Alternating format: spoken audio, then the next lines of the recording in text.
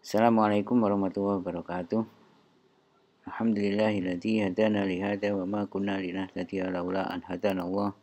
Asyhadu an la ilaha illallah wa asyhadu anna Muhammadan abduhu wa rasuluh. Allahumma shalli ala Muhammad wa ala alihi wa ashabihi wa man tabi'ahum bi ihsan ila yaumiddin. Amma ba'du. Rabbi shrah li sadri wa yassir li amri wa hlul 'uqdatam min lisani yafqahu qawli. Baik, hari ini kita akan membahas tentang saham dan penilaian saham atau stock valuation. Pertama kita pahami dulu tentang apa itu saham ya. Saham adalah surat berharga yang diterbitkan oleh emiten. Surat berharga yang diterbitkan oleh emiten yang menyatakan bahwa pemilik saham mempunyai hak kepemilikan atas aset.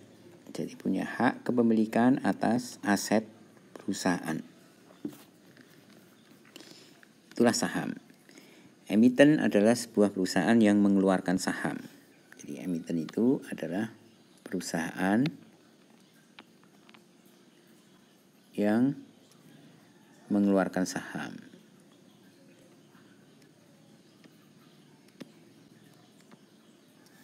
Perusahaan yang mengeluarkan sahamnya itu disebut dengan emiten. Apa yang akan diterima atau manfaat yang akan diperoleh oleh seorang investor saham? Setidaknya dijelaskan di sini ada 3 manfaat yang akan dia peroleh. Yang pertama yaitu hak kepemilikan atau kontrol pada perusahaan. Jadi pengendalian perusahaan. Menjadi punya hak untuk mengendali perusahaan, biasanya berbentuk PT. Dia menjadi pengendali perusahaan itu. Artinya ketika seseorang menguasai 51% dari saham PT, maka dialah menjadi pengendali perusahaan itu.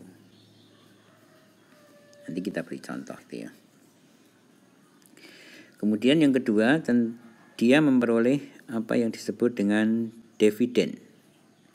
Dividen adalah imbal hasil atau bagi hasil atau keuntungan perusahaan setelah dikurangi pajak yang kemudian akan dibagikan kepada para pemilik perusahaan atau para pemegang saham. Jadi dividen ini berasal dari laba perusahaan yang diberikan kepada para pemegang saham. Kemudian keuntungan yang ketiga yang akan diperoleh oleh para pemegang saham itu adalah capital gain. Capital gain itu adalah semacam kenaikan harga saham. Ini adalah kenaikan harga saham. Jadi saham sendiri akan mengalami kenaikan. Apakah saham itu harganya pasti naik? Secara ekonomi pasti naik. Karena setiap perusahaan yang mendapatkan keuntungan berarti asetnya bertambah. Ya, kita jelaskan konsepnya ya. Jadi kalau ada sebuah PT, kemudian dia mendapatkan laba, maka di sini laba itu akan dia bagi. Salah satunya dikeluarkan sebagai dividen ya. Salah satunya akan ditahan. Yang ditahan ini nanti akan menjadi aset. Berarti kalau labanya makin besar, maka asetnya ini pun makin besar. Dividen juga makin besar. Kalau asetnya makin besar, berarti harga sahamnya akan meningkat. Berarti bagi investor atau pemegang saham itu sama saja. Ini kan para investor ini ya. Investor atau pemegang saham itu sama saja. Dia dapat dividen, dia dapat uang, kemudian laba itu ditahan di aset, akhirnya juga akan mendapatkan keuntungan, yaitu berupa kenaikan harga saham. Itu yang dimaksud dengan capital gain. Inilah yang disebut dengan capital gain. Jadi keuntungan dari modal. Dengan ini dividen.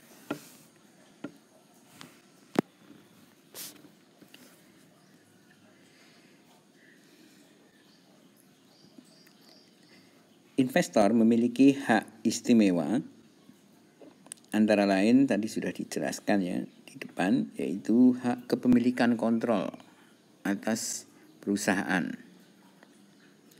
Hak kepemilikan kontrol atas perusahaan.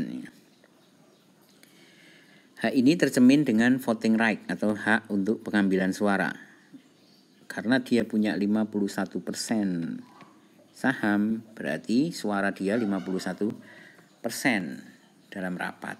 Otomatis dia yang menjadi penentu setiap kebijakan. Makin besar kepemilikan, makin besar hak pemegang saham untuk mengontrol perusahaan. Itu yang. Makanya semua BUMN itu pasti 51% sahamnya minimal itu dipegang oleh negara. Biasanya melalui Menteri Keuangan. Tapi kalau sekarang ada lagi Menteri BUMN ya, artinya ini dipegang oleh negara 51% itu. Biar kontrol perusahaan itu ada di tangan negara sebagai pemilik. Kemudian yang kedua, di samping hak kepemilikan, dia juga punya preemptive right. Preemptive right di situ adalah hak investor untuk didahulukan dalam pembelian saham baru yang diterbitkan oleh perusahaan. Artinya apa? Ketika perusahaan itu menerbitkan saham baru, maka nantinya investor itu bisa mengalami dilusi sahamnya, ya, dilution ya kan. Jadi tujuannya dia diberi hak untuk memperoleh saham baru itu agar dia bisa mengontrol, bisa hak kontrolnya itu tidak hilang. Maka di sini ada melindungi hak kontrol ya kan, melindungi hak kontrol investor. Nah ini saya jelaskan di sini ya. Jadi peristiwanya begini, misalnya ada sebuah PT, dia memiliki saham 1 juta lembar, 1 juta lembar saham. Kemudian dipegang oleh si A, si B, dan si C. Nah, ini ada 3 pemegang saham ya. Masing-masing si A memegang 500. Misalnya ini dia 50% ya. Saya sebut 500.000 lembar, atau kita tulislah di sini dia 50% misalnya. Kemudian si B memegang 30%, si C memegang 20%. Jadi di sini dia pegang 500 ya, 1000 lembar, lalu ini pegang 300, ini pegang 200 lembar, 200.000 lembar. Kalau perusahaan itu kemudian mengeluarkan saham baru, misalnya saham baru itu jumlahnya juga 1 juta, ya kan, 1 juta lembar. Ini adalah saham baru, saham barunya, ya kan. Maka preemptif itu berarti si A memiliki hak untuk membeli 50% dari saham baru itu. Ini haknya. Jadi haknya dia membeli 500 lembar, 500.000 lembar. Sedangkan si B memiliki hak 300.000 lembar. Demikian juga si C memiliki hak 200.000 lembar. Kenapa begitu? Karena kalau masing-masing menunaikan haknya menunaikan atau mengambil haknya, berarti komposisi saham ini tidak berubah. Karena ketika total sahamnya menjadi 2 juta lembar, si A akan pegang 1 juta. Si A akan pegang 1 juta. si B akan pegang 600.000 lembar, si C akan pegang 400.000 lembar, sehingga ini tetap 50%, ini tetap 30%, ini tetap 20% kalau mereka menunaikan haknya atau mengambil haknya untuk membeli ini, ya kan? Bagaimana kalau mereka tidak mengambil haknya? Misalnya si A hanya membeli 200, si B malah memberi dia mengambil 300 juga, mengambil haknya, si C juga mengambil haknya 200, maka saham akhirnya si A menjadi 500 tambah 200, 700 si A. Maka ketika saham baru diterbitkan itu, si A memegang 700, si B memegang 600, si C memegang 400. Nah, di sini baru 500, 700, masih ada 300 saham yang belum terjual. 300 ini katakanlah diambil oleh si D. D membeli 300. Berarti pemegang sahamnya bertambah, yaitu tambah lagi si D yang dia pegang 300 lembar. Maka prosentasenya menjadi berbeda ini. Sekarang si A prosentasenya menjadi 35%. Si B berapa? Si B berarti tetap 30%. Si C tetap juga 20%. Lalu muncullah pemegang baru yaitu D yang mendapatkan 15%. Fenomena ini menyebabkan si A sahamnya tinggal 35%, berarti dia tidak lagi mengontrol perusahaan. Kemudian sahamnya dari 50% ternyata menjadi turun menjadi 35%. Nah, inilah yang kemudian disebut dengan terdilusi. Jadi dia mengalami penurunan persentase. Walaupun jumlah sahamnya meningkat, tapi persentasenya menjadi menurun karena dia hanya membeli 200 dari saham baru yang diterbitkan. Terdilusi pindah ke sini, ya kan? Kalau yang lain membeli sesuai haknya, dia tetap memiliki persentase yang sama, ya kan? Ini yang dimaksud dengan hak preemptif. Jadi mendapatkan hak untuk membeli saham itu yang baru diterbitkan. Hak ya, bukan kewajiban. Artinya kalau dia tidak berkeinginan mengambilnya, berarti bisa dijual ke investor lain. Biasanya saham baru yang diterbitkan itu selalu seperti itu, biar pemilik lamanya tidak terdilusi, dia punya hak gitu. Jadi bukan kewajiban ini, hak. Kalau dia ingin mengambilnya sekian semua, berarti dia akan tetap persentasenya. Haknya diambil semua, persentasenya akan tetap. Kalau ini haknya tidak diambil, ya persentasenya akan menurun menjadi 35%, yang kemudian diambil oleh si D. Ini contoh yang dimaksud dengan preemptif saham itu, yang tujuannya untuk melindungi hak kontrol dan menghindari dilusi. Pasar saham itu antara lain yang pertama initial public offering tadi, kemudian di primary market, ya kan, ini pasar saham. Jadi di situ berarti emiten, ini PT ya, PT dia mengeluarkan saham. Nah, ini lalu investor dia membeli dengan modalnya yaitu uang. Jadi investor membayar saham, lalu emiten mendapatkan uang. Jadi emiten mendapatkan uang, investor mendapatkan saham. Sama seperti kita beli rumah ya. Kita mendapatkan beli barang atau beli apa saja ya, kita mendapatkan barangnya, lalu dia mendapatkan uang kita. Jadi ini sama, kita membeli sahamnya, lalu dia mendapatkan uangnya. Kita membeli saham berarti kita memiliki kekuasaan, ya kan? Ini memiliki hak pemilik, ya kan? Hak kepemilikan. Ini kita memegang hak kepemilikan dari sebuah perusahaan. Sedangkan yang ketiga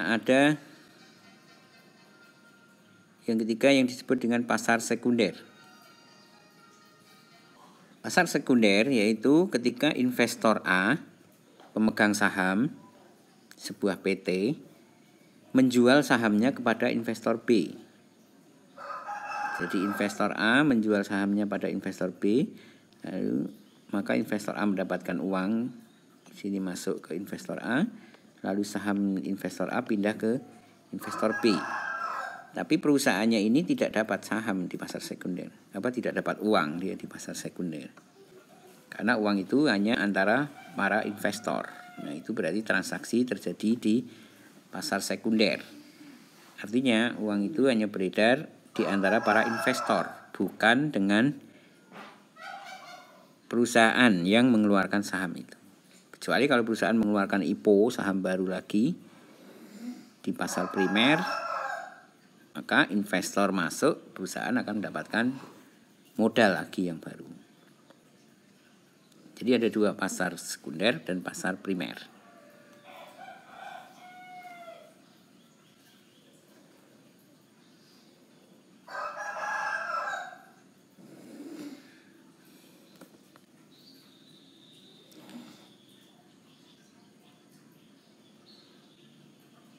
Nah, kemudian kita sedikit jelaskan tentang dividen. Dividen adalah tadi sudah kita jelaskan apa itu dividen. Dividen adalah pembagian laba kepada pemegang saham berdasarkan persentase banyaknya saham yang dimiliki. Sudah kita jelaskan tadi. Tapi di dalam atau di bursa efek itu nanti ada banyak macam-macam dividen yang diberikan kepada para pemegang saham. Antara lain dividen tunai, berarti diberi uang, ya kan? Diberi uang. Tiba-tiba uang masuk ke rekening kita, dividen tunai. Kemudian ada berupa dividen saham, yaitu diberi saham tambahan berdasarkan proporsi jumlah saham yang dimiliki. Kemudian bisa juga berupa dividen properti, yaitu dibayarkan dalam bentuk aset. Tapi jarang dilakukan yang ini ya. Jadi kayak bagi-bagi aset gitu ya. Ini mendapatkan apa, ini mendapatkan apa. Lalu ada juga dividen interim yang dibagikan sebelum tahun pembagian saham. Biasanya pembagian saham itu kan di akhir tahun atau setiap tahun sekali. Sekarang memahami di pasar saham. Ada beberapa informasi yang perlu kita pahami di pasar saham itu.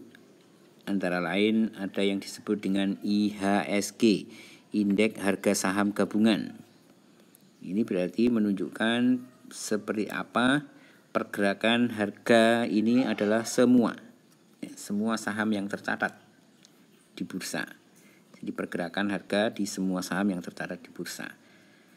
Berarti indeks harga saham yang turun menandakan bahwa semua atau bukan semua ya, sebagian besar saham itu mengalami penurunan. Indeks harga saham yang naik berarti menggambarkan sebagian besar saham itu mengalami kenaikan. Namun tidak semua saham itu naik dan turun dengan irama yang sama dengan indeks harga saham gabungan. Artinya, ketika terjadi suatu masalah, misalnya sedang pandemi COVID seperti ini, mungkin akan terjadi penurunan kinerja perusahaan pada bidang tertentu. Tapi ada juga yang mengalami peningkatan pada bidang yang lain. Nah, itu biasanya dilihat di indeks sektoral. Di sektor-sektor apa. Jadi ini hanya mengkhususkan semua saham yang masuk dalam setiap sektor itu. Sektor agriculture, sektor manufaktur, kemudian ada sektor consumer good dan seterusnya ya. Nah, bisa jadi di satu sektor mengalami penurunan, bisa jadi ya di satu sektor mengalami penurunan, di sektor yang lain justru mengalami peningkatan. Karena itu para pemegang saham biasa atau para pemain bursa dia memperhatikan ini, sektor ini. Di samping juga melihat informasi secara keseluruhan ya kan, trennya kemana. Tapi dia masih melihat sektoral, seperti apa pergerakan saham di setiap sektornya. Kemudian ada lagi yang namanya indeks LQ45. Indeks LQ45 ini yang membuat adalah BEI, Bursa Efek. Dia memilih 45 saham yang terpilih. Setelah diseleksi, lalu dipilihlah 45 saham itu yang kemudian diamati pergerakannya setiap periode tertentu. Bisa 1 tahun, bisa beberapa bulan ya. Setiap periode tertentu. Nah, LQ45 ini menggambarkan saham yang liquid. Makanya disingkat LQ, itu maksudnya saham yang liquid. Saham yang liquid itu artinya saham yang mudah sekali diperjualbelikan Kan yang namanya saham itu kan sama dengan aset ya. Mungkin tanah itu aset yang menguntungkan tapi tidak liquid. Kenapa? Mau jual tanah agak susah. Kita punya tanah 1 hektar mau dijual 3 meter gitu, susah kan. Tapi nilainya memang bagus dari sisi lindung nilai. Berbeda dengan emas. Emas itu liquid. Kita mau jual kapan saja, berapapun jumlahnya, itu mudah sekali. Itu namanya liquid. Nanti di saham pun juga begitu. Ada yang liquid ketika dia itu sangat mudah diperjualbelikan. Banyak pembelinya, banyak juga penjualnya, jumlah sahamnya juga banyak. Nah, ini masuk dalam indeks LQ45. Biasanya para pemain saham yang masih awalan atau yang masih baru awal masuk ke bursa, dia memperhatikan LQ45 ini. Gak usah pikir pusing, saya mau beli saham apa, lihat saja LQ45. Itu saham-saham yang paling mudah untuk dijual kalau mau dijual kembali. Walaupun juga indeksnya belum tentu bagus. Lalu ada juga indeks individual. Kalau indeks individual itu ya berarti indeks dari setiap saham. Nah, di Indonesia ada tambahan lagi, namanya Jakarta Islamic Index atau JII. JII ini adalah indeks untuk saham-saham yang masuk dalam kategori saham syariah. Yaitu saham syariah itu adalah saham yang sudah diloloskan oleh DSN sebagai saham yang memenuhi standar syariah. Jadi ini saham-saham yang diambil oleh para investor muslim ya, atau kadang-kadang malah non muslim pun juga suka dengan saham syariah. Karena saham syariah ini memiliki kekhasan tersendiri dibandingkan saham yang lain. Dia memiliki keuntungan lebih terjamin dari sisi keamanan perusahaannya karena prinsip syariah itu. Jadi kalau Anda muslim dan ingin berinvestasi di bursa efek, cukup mudah, tinggal klik di Jakarta Islamic Index, lalu ikuti di situ daftar sahamnya mana saja yang kita minati, maka kita sudah aman, artinya masuk ke saham-saham syariah. Lalu ada juga indeks-indeks yang lain, misalnya ini indeks Kompas 100, berarti yang dilakukan atau yang dilakukan ya, atau direkap atau yang dicatat atau yang diamati oleh harian Kompas dan yang lainnya. Belum ada indeks UMS gitu ya. Jakarta Islamic Index ini yang cukup terkenal. Kemudian bagaimana kita melakukan analisis terhadap saham yang akan kita beli ya. Analisis saham sama dengan analisis investasi yang lain. Dia memiliki dua sisi atau ada dua bidang yang harus kita lakukan analisis. Yang pertama yaitu analisis fundamental, yang kedua adalah analisis technical. Ada fundamental dan ada analisis technical. Fundamental artinya kita menghitung nilai intrinsik. Jadi menggunakan data ini ya kan. Nilai intrinsik dari saham itu. Kemudian technical yang diperhatikan adalah perdagangannya. Jadi nilai intrinsik dari data perdagangan saham. Jadi kalau ini data ini adalah data keuangan perusahaan, ya kan? Keuangan perusahaannya. Kalau ini data bursa perdagangannya.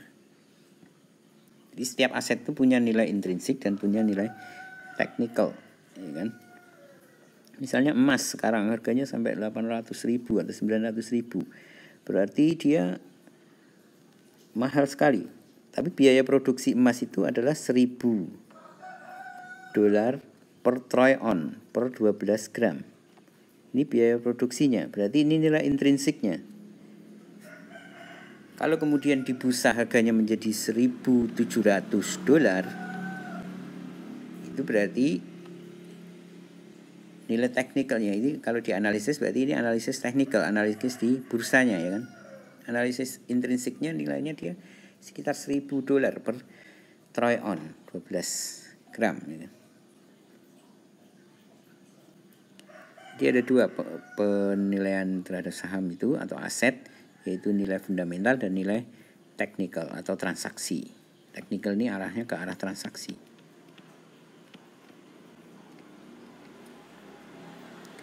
Sedangkan nilai fundamental itu ke arah kinerja. Ini kinerja keuangan perusahaan.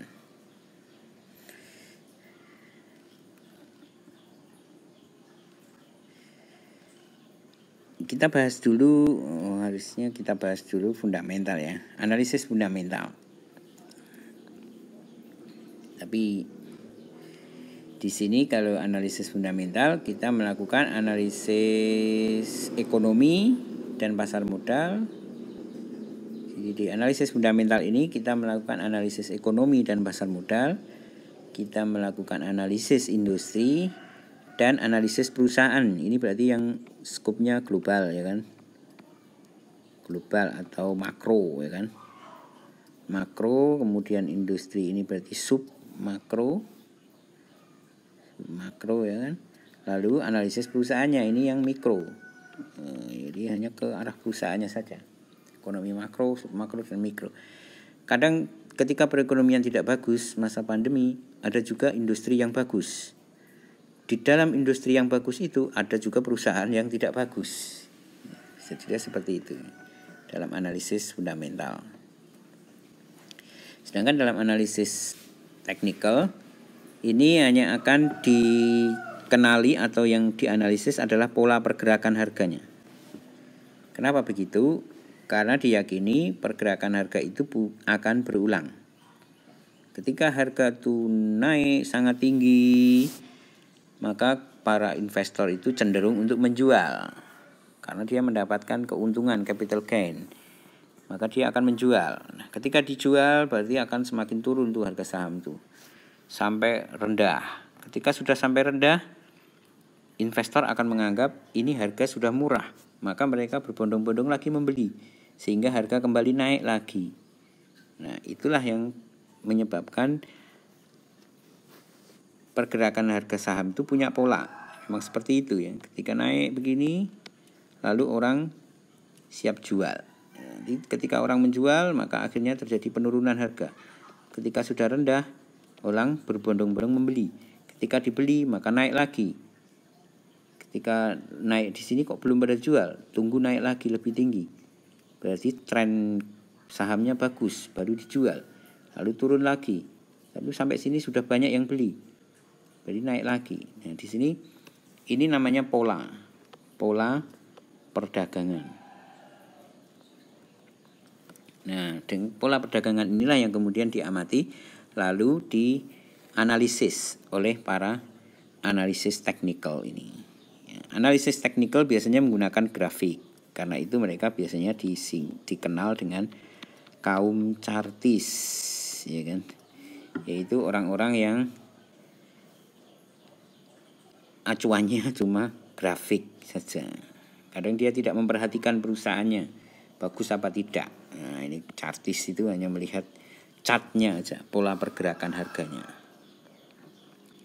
Analisis ini merupakan suatu upaya untuk memperkirakan ya, memprediksi harga saham dengan mengamati perubahannya di masa lalu. Karena orang-orang kenapa bergelut dengan konsep ini? Karena dia memiliki argumen bahwa harga saham itu mencerminkan informasi yang relevan. Kalau sebuah perusahaan itu bagus, biasanya harganya memang naik. Ya. Kalau harga saham dari perusahaan itu turun, berarti ada masalah dengan perusahaan itu. Nah, itu maksudnya, dia punya informasi yang relevan. Kadang kita susah mendapatkan informasi itu. Tapi melihat cerminan harganya kita bisa memprediksi kira-kira apa yang terjadi di perusahaan itu.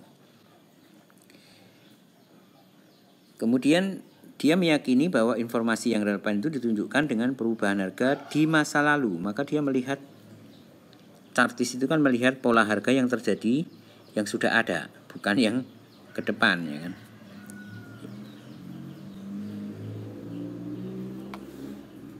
Harga di masa depan tetap saja tidak bisa diprediksi, ya kan? Tidak bisa dipastikan, hanya bisa diperkirakannya. Bisa diprediksi tapi tidak bisa dipastikan nanti akan seperti apa.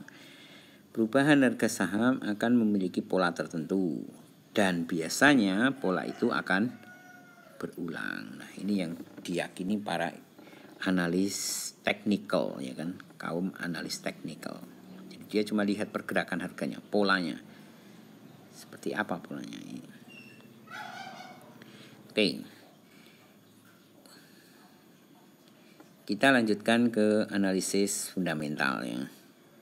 Yaitu analisis ekonomi yang pertama.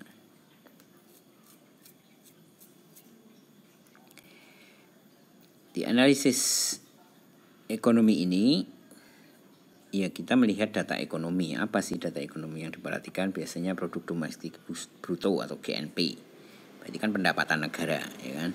Kemudian tingkat pengangguran, bagaimana inflasi, kurs mata uangnya, kemudian pergerakan investasinya, lalu juga bunga BI, ya kan, kalau di Indonesia berarti bunga bank BI.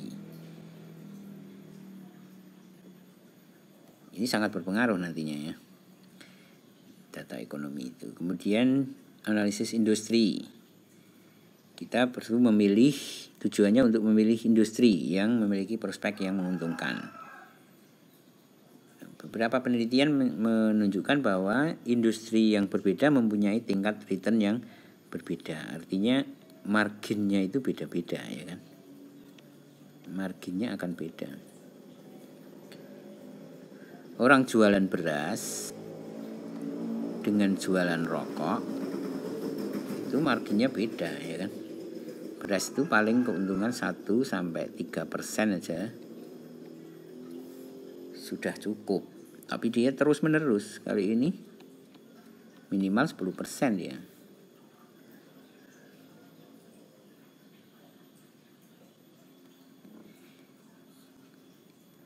Kemudian untuk satu perusahaan yang sama saja atau satu sektor yang sama, ini tadi ya, sudah paham tentang berbeda tingkat returnnya untuk industri yang berbeda. Industri yang berbeda, tingkat returnnya berbeda. Kalau ini untuk industri yang sama itu, masing-masing industri ya kan, tiap tahunnya pun berbeda returnnya. Keuntungan atau margin keuntungannya tiap tahun itu berbeda-beda. Kemudian return perusahaan di dalam industri yang sama itu juga beragam gitu loh. Sama-sama perusahaan consumer, ada Matahari, ada telekomunikasi yang mudah ya. Sama-sama perusahaan telekomunikasi, ada TLKM, kemudian ada XL, XCL, kemudian ada Indosat, ya kan? Itu saja bisa berbeda-beda dari sisi returnnya, bisa berbeda-beda returnnya. Itu pada industri yang sama, ya kan, sama-sama industri manufaktur, yaitu telekomunikasi. Kemudian tingkat risiko industri juga beragam. Kalau ini risiko industri, jadi pada sektor industrinya itu. Kemudian risiko industri relatif stabil sepanjang waktu, lalu jadi stabilitasnya juga berbeda-beda. Ada industri yang harga pergerakan atau kinerjanya itu bagus terus gitu loh. Dalam kondisi apapun, bahkan dalam kondisi pandemi pun dia tetap bagus. Telekomunikasi bagus juga ya kan, dalam masa pandemi seperti ini dia tetap bergerak. Kalau properti tidak ya. Jadi itu memberikan alasan ya kenapa harus dilakukan analisis industri. Jadi kita harus pertama lihat fundamental ekonominya bagus, lalu kita masuk, lalu kita pilih mana industri yang bagus returnnya, yang stabil, yang risikonya rendah, kemudian ya yang itu. Setelah kita pilih, oh ternyata industri manufaktur.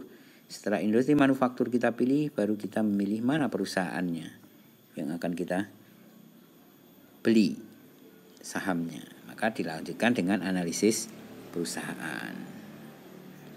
Kita melakukan analisis perusahaan selanjutnya. Setelah kita analisis global, market, ekonomi, kemudian kita analisis industri, lalu kita analisis perusahaannya. Jadi urutannya seperti itu.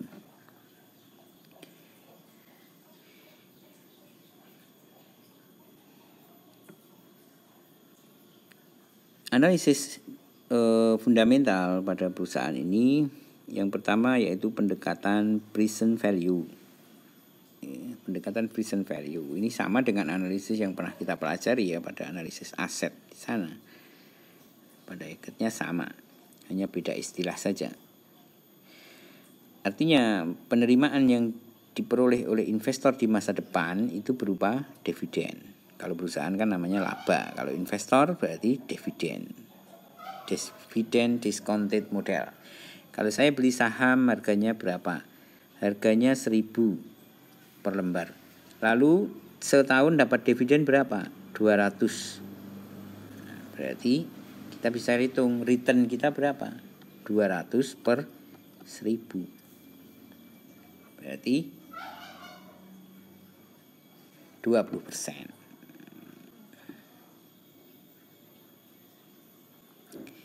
Kemudian kita lakukan analisis PE rasio. Nah, ini yang agak berbeda. PE ratio itu adalah price per earning. B-nya ini price, ya kan?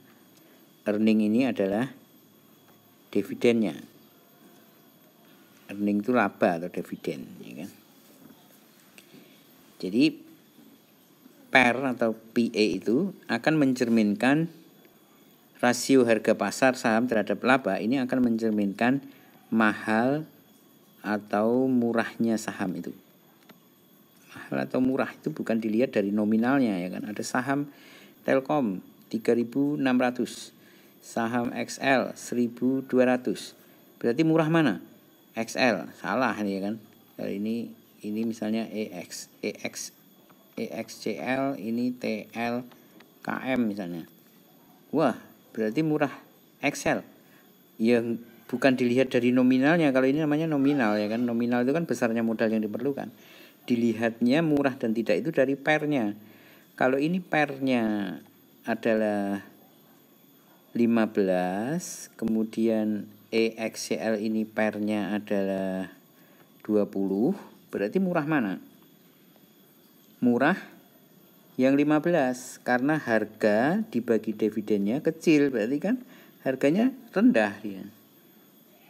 Kalau pernya 20 berarti harganya jauh lebih mahal daripada dividen yang dia berikan, daripada laba per lembarnya. Jadi per ini untuk melihat perusahaan atau saham dari perusahaan itu murah atau mahal. Kalau saham Telkom atau saham di bidang telekomunikasi rata-ratanya adalah 12 sampai 17, berarti jangan beli saham yang ini, jangan beli saham yang 20 pernya ini jangan dibeli. Kenapa? Karena ini rata-ratanya segini, berarti kan dia over, terlalu mahal. Itu yang perlu diperhatikan dalam transaksi saham, ya. Di sini yang dilihat mahal dan murahnya bukan nominalnya ini, tetapi dari price earning ratio.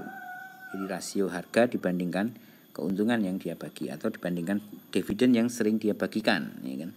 Ini pasti ada data seperti ini di bursa, ya. Kalau kita masuk ke bursa nanti ada analisis, mereka pasti punya pernya itu berapa. Berapa besar nilai investor dari nilai harga saham itu dibagi dengan laba yang diberikan oleh perusahaan itu. Itulah PER. Kemudian ada juga bentuk lain saham yang tapi ini kurang begitu populer, yang namanya warrant. Warrant itu semacam, ya biasanya diterbitkan bersama dengan obligasi biasanya, ya kan. Jadi semacam surat utang, ya kan, semacam suatu opsi yang dikeluarkan suatu perusahaan yang memberikan hak kepada pemegang untuk membeli sejumlah lembar saham pada saham yang telah ditentukan. Jadi semacam booking order, ya kan, hak untuk membeli, hak kepada pemegang saham untuk membeli sejumlah lembar saham. Jadi dia belum saham, bukan saham yang dibeli, tapi hak untuk membeli. Biasanya bonus. Seperti tadi kan, kalau keluarkan saham baru, para pemegang saham lama punya hak untuk membeli. Nah, itu biasanya dia punya waran itu. Ini hak untuk membeli. Dengan waran itu dia punya, diprioritaskan untuk membeli. Kalau nggak punya waran berarti antri.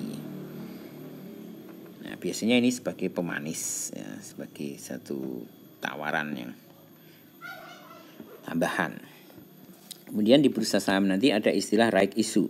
Right issue adalah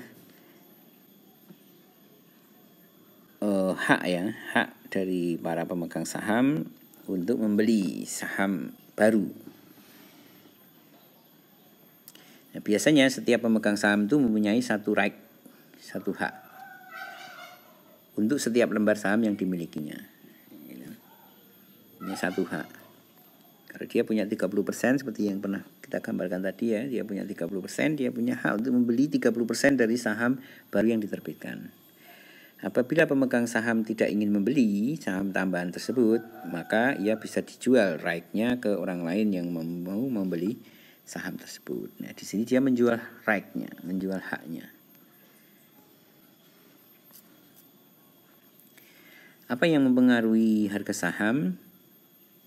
Antara lain supply demand, ya kan, jumlah saham beredarnya, kemudian performa dari perusahaan itu, kemudian kondisi industrinya, kondisi makro, ya kan, dan juga pada event-event tertentu. Ya, semua indikator ekonomi semuanya, ya kan. Tapi ini yang kalau kita pelajari yang ini saja, artinya supply and demand. Ya, kita lihat nanti di data idx.co.id. Dilihat di sini. Misalnya saham atau TLKM, ya kan. Berapa jumlah saham total? Lalu berapa jumlah saham yang di masyarakat atau publik? Nah, dilihatlah publiknya ini. Berapa persen yang dijual ke publik? Banyakkan saham-saham yang dijual oleh investor di bursa itu persennya kecil. Ya paling cuma 5-10%. Sehingga kalau harga saham itu jatuh, dia nggak miskin-miskin amat. Karena yang jatuh kan cuma 5 atau 10% yang dijual di pasar. 90% masih dipegang oleh investor tetapnya. Gitu. Jadi nggak pengaruh gitu. Kalau harganya naik, ya sebenarnya nggak berpengaruh juga. Kalau dia pemegang saham besar itu menjual sahamnya, nanti juga akan turun gitu. Tapi kalau persentasenya tinggi seperti Telkom ini, persentasenya hampir 45% yang dijual ke publik ini. Berarti supply-nya bagus. Nah, kalau demand-nya bagus, harganya akan naik ini. Kalau demand-nya tidak bagus, harganya akan turun. Turun kalau company performanya bagus, ya kan? Kalau perusahaannya bagus, punya duit berlebih, dia bisa membeli yang turun ini. Maka harganya akan naik lagi. Ya, jadi bagi investor kecil, dia lebih suka melihat ini. Udah supply and demand-nya, lalu bagaimana dengan performa perusahaannya. Kalau performa perusahaannya bagus, punya kas yang banyak, cash flow-nya lancar, aman itu saham yang kita beli. Kenapa? Ketika saham itu jatuh, dia nggak akan susah untuk membeli perusahaan itu. Berarti sahamnya akan berpeluang dinaikkan oleh perusahaan itu dengan buyback, membeli kembali. Lalu nanti setelah sahamnya naik, dia akan jual lagi. Dia akan mempertahankan yang di publik 45%, nggak akan lebih dari 50% tentunya. Di sini 51% dipegang oleh negara, pemerintah RI untuk Telkom ya. Kalau Indosat sudah dipegang oleh Ooredoo, bukan milik pemerintah kita lagi. Ini salah satu faktor yang menentukan harga saham. Indonesia Exchange. Kita lihat ya. Nah, sekarang bagaimana kita melakukan penilaian saham? Penilaian saham yang pertama yaitu kita menilai bukunya atau nilai buku, book value. Di sini kita perlu melihat di pembukuan mereka yang namanya neraca. Nah, di neraca nanti ada yang mereka sebut dengan aset. Nah, aset ini totalnya berapa? Lalu mereka akan punya lembar saham. Lembar saham ini totalnya berapa? Nah, aset dibagi lembar saham itulah harga saham, nilai buku sahamnya. Dia punya aset 1 miliar dengan lembar saham 1 juta. Berarti harga buku atau nilai buku saham itu adalah 1.000. Ini adalah book value. Book value-nya adalah 1.000. Kalau kemudian saham itu dijual di bursa 1.500, berarti harganya sudah lebih tinggi dari book value-nya. Nah, ini juga jadi perhatian, kita mau beli saham kita lihat dulu book value-nya berapa. Kadang-kadang dalam situasi yang buruk seperti pandemi seperti ini, book value-nya itu bisa di bawah, harga sahamnya bisa di bawah book value. Book value-nya 1000, harga sahamnya hanya 800 misalnya. Ini kan berarti murah juga ini, ya kan? Dinilai dari nilai bukunya itu murah gitu. Artinya kita mengeluarkan uang untuk membeli saham itu 800, katakanlah 800, kalau 1 juta lembar kan 800 juta, ya. Tapi kita memiliki nilai aset sebesar 1 miliar. Kan berarti murah yang kita beli. Itu ya kan. Kadang ada ya suatu saham yang nilainya lebih rendah dari book value-nya. Nanti bisa dianalisis sendiri, bisa dilihat di data di Bursa Efek. Nanti kita tunjukkan caranya melihat analisis penilaian saham ini. Kemudian yang kedua nilai pasar. Nah, nilai saham di pasar tadi kita tunjukkan ya, ini nilai saham di pasar misalnya, harga di pasar. Lalu ini nilai bukunya, book value-nya. Kemudian ada nilai intrinsik, disebut juga nilai teoritis. Ini diambil dari mana ini? Dari present value dari semua aliran kas yang diterima investor di masa depan. Nah, ini nilai intrinsik ya. Misalnya kita beli saham senilai 1000. Nanti dia akan bagi dividen di tahun pertama itu 300. Di tahun kedua dia bagi 400. Di tahun ketiga dia bagi 500. Nah, berapa nilai intrinsiknya? Ini kita present value kan. Ini kita present value kan. Ini kita present value kan. Seperti yang pernah kita pelajari untuk present value. Jadi itu nilai intrinsiknya. Kita beli minus, kita terima berarti plus, plus dan plus terusnya kan. Nah, berapa nilai intrinsiknya? Jadi ada 3 penilaian saham, yaitu nilai buku, nilai pasar, dan nilai intrinsik saham itu.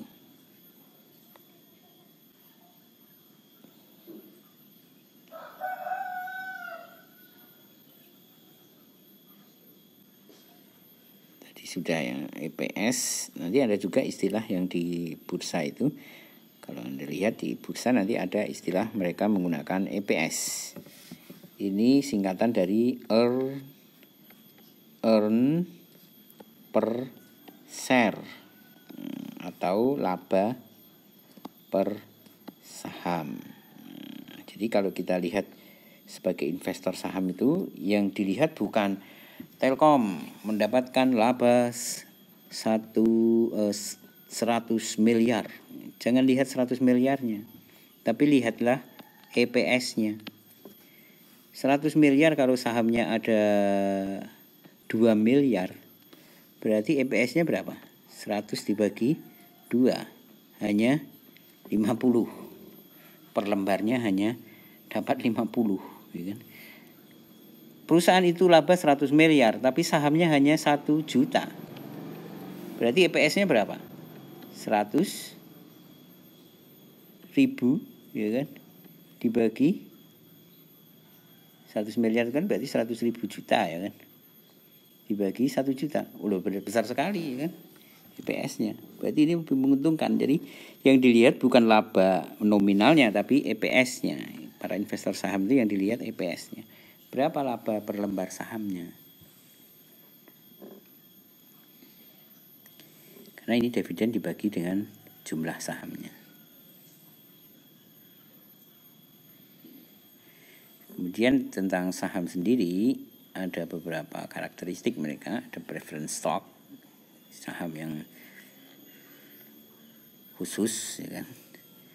Dan common stock, saham biasa. Nah, biasanya yang dijual di bursa adalah saham ini, common stock.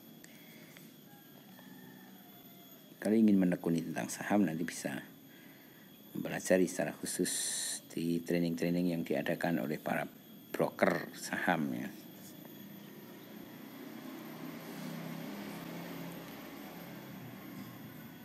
Kita lewatkan saja untuk saham preferen ini, tidak terlalu penting bagi kita ya. Karena jarang diperjualbelikan. Nah, yang sering adalah ini, expected return dari common stock. Jadi saham biasa ini ya, saham biasa. Ini yang kita temukan di bursa. Saham biasa ini adalah presentasi yield atau keuntungan return dari investor forecast ya di masa depan pada suatu periode waktu dia berinvestasi misalnya. Ini rumusnya, dividen plus P1 min P0 per P0. Apa itu misalnya? Kita lihat contoh perhitungannya aja.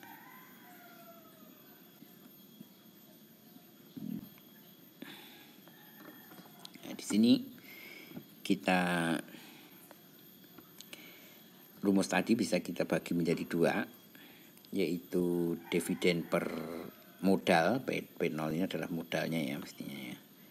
Saham yang diberi di harga saham yang kita beli mula-mula itu P0. Lalu ini dividen berarti laba yang kita dapatkan. Nah, itu masuk dividen yield, keuntungan dari dividen. Kemudian yang kedua ini adalah P1 min P0 per P0. P1 ini adalah harga pada tahun pertama. Nah, kan? P0 ini berarti modal atau harga tahun ke-0, tahun pertama kita membeli saham itu. Berarti keuntungan kita kan ada dua, yaitu keuntungan dari dividen, ini dividen yield, dan keuntungan dari capital, yaitu kenaikan harga. Jadi sebenarnya expected return ini hanya dihitung dengan rumus sederhana itu, yaitu keuntungan dari dividen itu berapa persen, dividen dibagi modalnya, ditambah dengan perkiraan nanti harganya akan naik berapa kira-kira. Nah, itu keuntungan yang diinginkan. Nah, biasanya para investor itu menetapkan expected return-nya dulu. Saya mau membeli saham Telkom. Misalnya begini. Yang gampang ya. Saya mau beli saham Telkom. Saham Telkom itu harganya 2020 ini harganya adalah 4.000 misalnya ya. Ini misal aja 4.000. Kita menginginkan expected return. Di sini kita kan punya dividen dia ya kan. Dividen di tahun kemarin itu biasanya 1.000. Ya udahlah, kita anggap expected-nya nanti kita akan dapat dividen 1.000 di tahun 2021. Harapan kita di tahun itu saham Telkom nanti akan naik menjadi berapa saat kita akan menjual saham kita nanti. Nah, itu tergantung expected return tadi. Expected return yang kita inginkan berapa? Katakanlah kita ingin membeli saham ini dengan keuntungan 30%. Nah, 30% berarti kita lihat dari yield dividen dulu. Yield dividen kita dapatkan adalah 1.000 per 4.000. Ini berarti berapa? 1/4. Berarti di sini 25% sendiri dari yieldnya. Kita udah dapat 25%. Berarti kita ingin harga sahamnya nanti dijual berapa? P1 yang kita inginkan itu berapa? P0-nya kita punya 4.000 dibagi 4.000. Nah, kalau expected return-nya 30%, berarti kita keuntungan harga ini adalah 5%. Nah, ini kita ingin expected return-nya 30%. Kita ingin dapat expected return segitu, 30%. Berarti berapa saham ini kita jual? P1-nya berapa berarti? Berarti P1 kita, target harganya P1 kita adalah sama dengan 5%. Jadi kita tinggal 5% ini kita kalikan modalnya, ya kan? Ditambah dengan 4.000. Nah, inilah target harga kita. Berarti 4.000 ditambah 5%-nya. Berarti sekitar berapa? 4.000 naik 20 ya. 4.200 ya, 4.200. Kita ingin harganya 4.200, lalu kita jual. Jadi ini target harga untuk dijual. Biar expected return 30% tercapai. Nah, itu contohnya, ya kan. Ini expected return, ini paling sederhana ya, dan ini paling banyak dipakai oleh para investor. Gampang lah, saya ingin berapa untungnya. Nah, ini contohnya.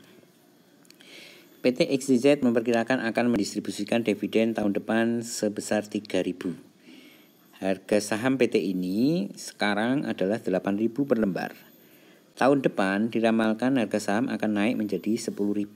Ini tahun depan jadi 10.000. Ini dividen. Ini P0-nya, ya kan? Ini kan P0. Tahun depan ini berarti P1. Ya kan? Ini dividen. Karena perusahaan baru saja memenangkan proyek besar. Berapa expected return-nya? Expected return-nya berarti berapa? Expected return-nya adalah sama dengan dividen dibagi modal ditambah capital gain, yaitu keuntungan dari harga sahamnya. Ini sama aja berapa? Dividen berarti 3.000 dibagi 8.000 ditambah 10.000 dikurangi 8.000 dibagi 8.000. Ini expected return-nya. Kalikan 100%, ya kan. Maka kita dapatkan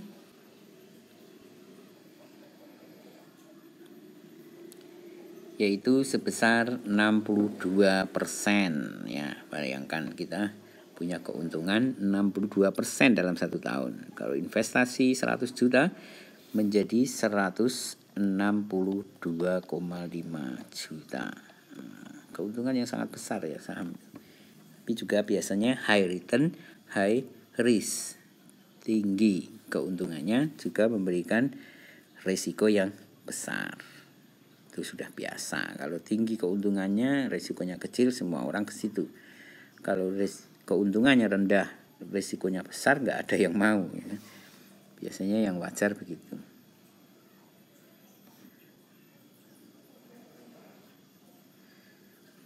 Itu contoh penilaian saham dengan expected return.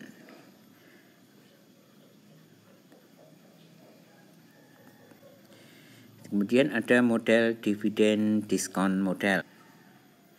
Di sini kita beri contoh yang sederhana ya. Misalnya diramalkan PT XYZ akan membayar dividen sebesar 3,24 dan 3,5 untuk 3 tahun yang akan datang. Ini baru diramalkan. Dari mana ramalan itu? Ya bisa dilihat dari histori, ya kan. Sejarahnya biasanya dia memberi dividen itu sekitar 3. Sudah kita ramalkan ini. Dia akan memberi dividen sekian selama 3 tahun. Pada tahun ketiga, kalian mengantisipasi untuk menjual saham dengan harga pasar sekian. Targetnya nanti di tahun ketiga itu saya akan jual di harga 94,48 dolar, ya kan. Terus berapa harga saham yang harus kita beli jika kita inginkan expected return-nya 12%. Wah, ini karena pakainya dolar jadi persentasenya kecil ya kan. Karena bunga dolar cuma 2 atau 3%, ya. Dia menginginkan 12% expected return-nya. Itu berarti kita present value kan semua pendapatan yang akan kita peroleh di setiap tahun tadi. Ini di present value kan, ya kan. Present value kan dengan expected return adalah 12%. Jadi 0,12 itu artinya expected return-nya 12%. Jadi kita ingin dapatkan 12%. Semua didiskontokan termasuk yang terakhir ini adalah dividen, ini dividen. Dan yang ini adalah saham yang dijual. Sahamnya, asetnya. Jadi aset yang dijual. Jadi kalau dalam penilaian kita seperti ini yang masuk laba per tahun, lalu ini adalah ketika selfic value atau asetnya kita jual. Ini kita diskontokan semua, akhirnya ketemulah harga atau ketemulah angka 75 dolar. Berarti kita akan membeli saham ini ketika harganya sudah 75 dolar kalau ingin expected return 12%. ya kan. Kalau prediksi dividennya seperti yang kita ramalkan tadi. Jadi ini tetap aja semua masih bersifat prediksi. Namun kita punya target di situ. Jadi jangan kaku. Ketika nanti harga sahamnya masih 74,5 dan enggak sampai ini masih beli ya kalau lebih murahnya. Salah berarti bukan 74,5. Asalnya harganya 76 ya kan. 76,5 kok enggak turun-turun ya. Kita enggak beli-beli nih kalau gitu. Wah, nanti malah keburu naik ya kan. Artinya ya jangan terlalu kaku dengan target itu berarti. Udah ini sudah mendekati target yang kita inginkan $75 ya sudah kita beli. Jadi ini sifatnya masih ramalan atau forecast. Artinya ada dua. Jadi penilaian yang pertama tadi penilaian common value expected return. Jadi dengan expected return. Kemudian yang kedua penilaian dengan dividen discount model. Jadi dua model penilaian ini. Baik, demikian yang bisa saya sampaikan tentang penilaian saham. Semoga menambah wawasan kita dan semoga bermanfaat. Dan nanti akan kita bahas lebih lanjut ya dalam video-video lain tentang bagaimana melihat data saham di Bursa Efek dan bagaimana nanti kita buatkan video yang terpisah dari kuliah ini ya kan. Bagaimana melihat itu, bagaimana membandingkan saham, bagaimana melihat pair dan seterusnya. Di sini fokusnya kita pada bagaimana menilai saham. Kita kenalkan dua konsep penilaian yaitu expected return dan dividen discount model. Baik, semoga bermanfaat. Kita akhiri. Assalamualaikum warahmatullahi wabarakatuh.